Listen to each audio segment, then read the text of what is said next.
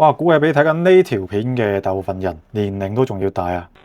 所以我未先改裝嚟養久違嘅開箱視頻。今日我哋開啲猛料 Bandai 嘅1:43 High Selection Mental Model Nissan B1 1987年嘅史前文明。見到財團 B 可能有啲後生嘅朋友就會話乜佢哋有出過民用模型嘅咩？其實最早 Bandai 仲叫萬代屋嘅時候咧，就出過唔少鐵皮車嘅，後面亦都有啲43嘅合金成品啦，亦都有做過唔少1:20嘅民用模型。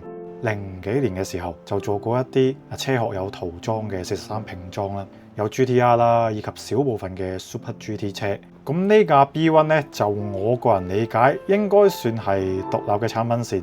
之前嘅視頻都有提過啦。B1 推出嘅嗰陣咧，有好多嘅廠喺度出佢嘅周邊，好似咩文具盒啦，仲有諸如此類嘅嘢啦。根據阿楊查到嘅資料就話，當時咧就只有 Bandai 獨佔咗 B1 嘅模型車授權。咁之後財團 B 推出咗1:36嘅合金成品啦，1:24嘅塑料拼裝啦，同埋今日拍嘅呢一部1:43，用金屬車殼嘅拼裝模型。首版嘅推出時間咧就係1987年，應該係從來冇再版過，大概都就係因為版權原因啦。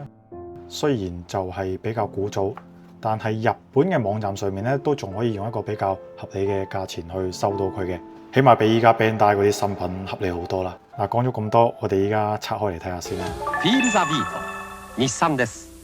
好啦，我哋依家已經將佢拆咗出嚟啦。所有嘅零件都係俾一塊陳年嘅發泡膠包裹住嘅。咁先睇下個車殼啦。雖然話係40年前嘅嘢啦，咁佢都仲係保持得一個比較靚嘅狀態。除咗屎忽呢度，之前都有做過一啲功課嘅，就發現咧呢一款產品都會有呢個問題，就係佢嘅漆會喺 pat pat 呢度開始裂開，都冇辦法啦嚇。咁講到呢樣嘢咧，其實佢仲有提供一個呢個行李箱仔當年喺真車裏邊咧係一個選裝件嚟嘅。